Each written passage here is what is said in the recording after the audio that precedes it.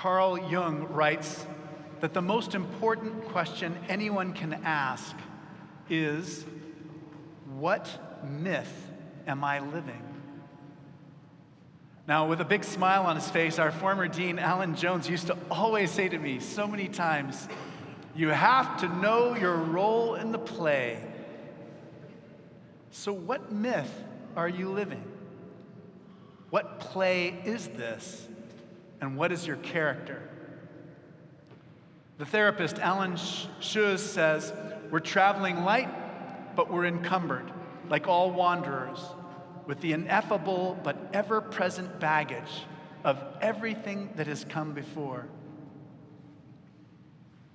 The early 20th century anthropologist Bernard Malinowski studied the Trobriand Islanders, that's an island off the coast of New Guinea, and they inspired his idea of what he called a charter myth.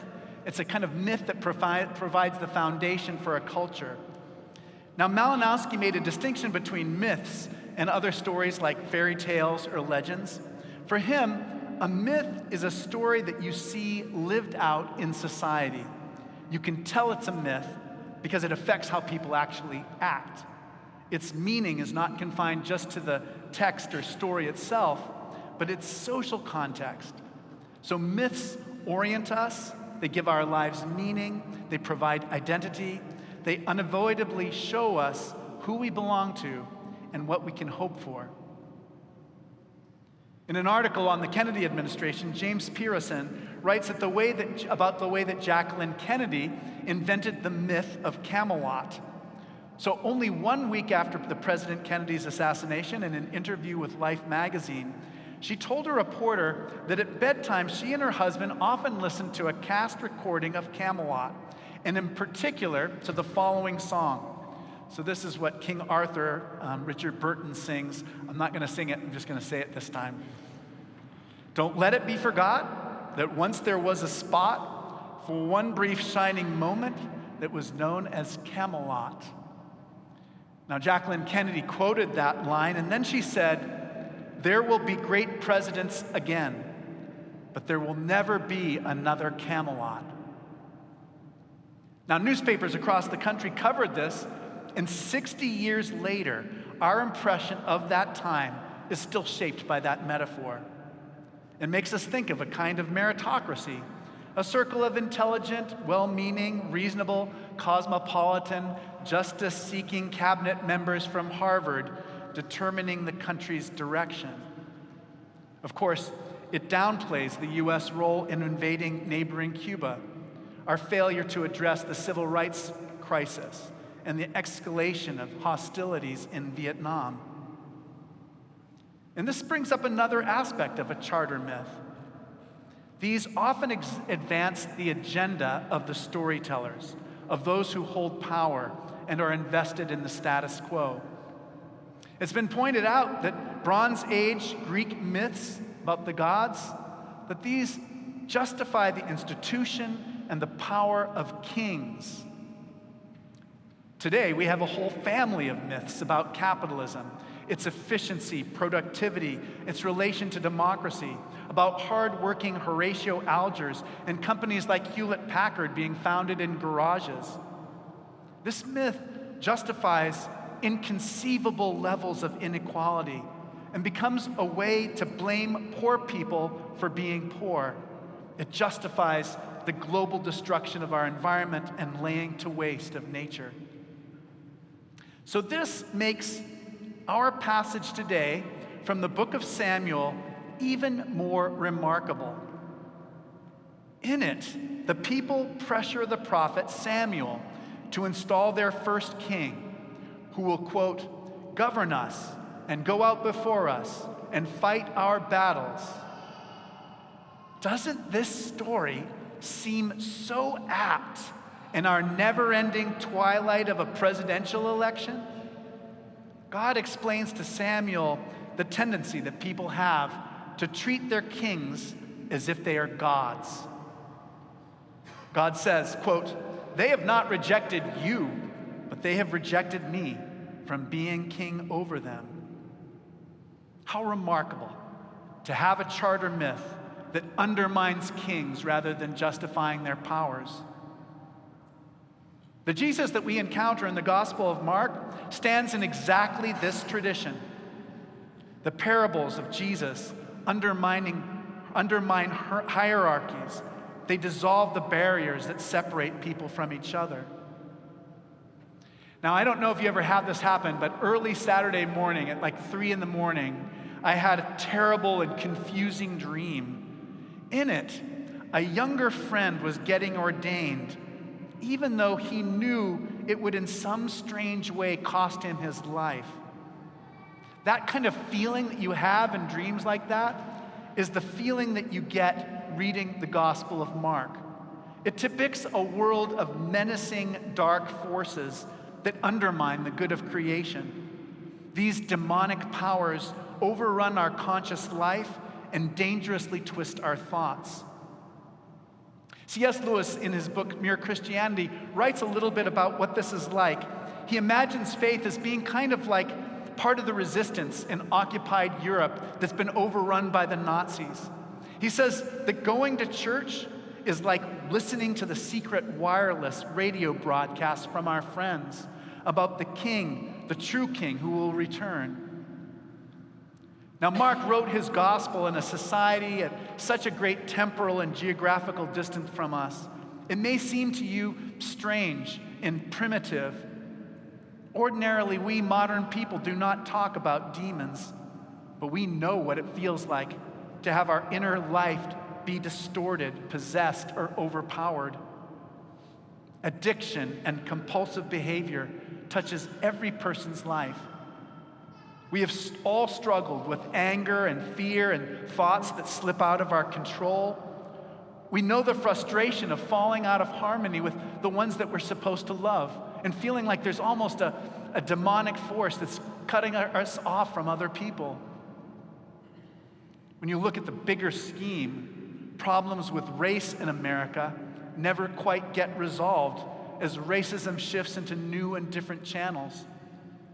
We see the way that sex is used to degrade people's humanity. And this week, a caller to the cathedral threatened to come here and rip down our pride steps. In my whole life, I have never seen such a tidal wave of statements by politicians which have the effect of undermining our legal system. Yes, we have demons in our time. So in an overcrowded house, Jesus eats bread with friends. And this story is great because it has literal insiders who are inside the house and outsiders, the authorities and Jesus' family. In the translation in Greek, it doesn't say family, actually. It says par hoi autou. It's like the ones who were with him in a very intimate way, and we assume it's family. But so the family members, they come to him and they want to restrain him because people were saying that he had gone out of his mind. That is, ek histemi, to stand outside of oneself. And the word for restrain is krateo, like to grasp, to overpower, to force someone. It is related to our words for rule, like when we use the word democrat, it's rule by the people. When we use the word autocrat, it's the rule by the one person. The Greek god Kratos was the personification of strength, the brutal and merciless son of Pylus and Styx, who was the one who bounded Prometheus. Now, Jesus' situation in this moment feels so poignant to me, and I wonder if it feels that way to you.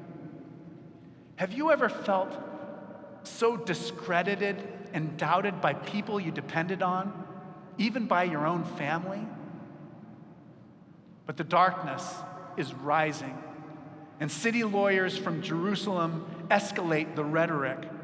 They don't just say Jesus is normal crazy, he's extra crazy. They say the reason he can cast out demons is that he is possessed by Beelzebul, the most powerful demon of all. But Jesus does not let this myth-building stand.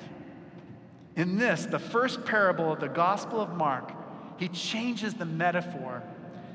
And this is a tough one. It took me like reading it in Greek like 6 times and sitting with it for hours to get this. And I'm going to try to express it in the right way. But Jesus first says, a house divided against itself cannot stand. Then he says, a kingdom divided against itself cannot stand. And then he says, Satan divided against himself cannot stand. Because if Satan was divided against himself, his end would be at hand. And then Jesus goes on, and Jesus says that in order to rob a strong man, you can't just go into the strong man's house and take his stuff. You have to bind the strong man. You have to tie up the strong man. In other words, Jesus is saying that the world is Satan's house, and that Jesus has entered this world and bound up Satan by healing people, casting out demons, and bringing hope for a kinder, more just world. The end of Satan is at hand. Jesus goes on to say, people will be forgiven for their sins and whatever blasphemies they utter, but whoever blasphemes against the Holy Spirit can never have forgiveness. And I've written whole sermons on this exact text, and I don't want to spend too much time in it, except to point out that it's caused terrible pain in people's lives. Søren Kierkegaard's father, Michael Kierkegaard, was angry and cursed God on the heath. And for the rest of his life, he worried that he'd cursed the Holy Spirit, that he'd been guilty of a permanent, eternal sin. And that is not at all, I think, what Jesus' intention is. Jesus' intention is to show how much can be forgiven and how important it is for us to be people of compassion and love.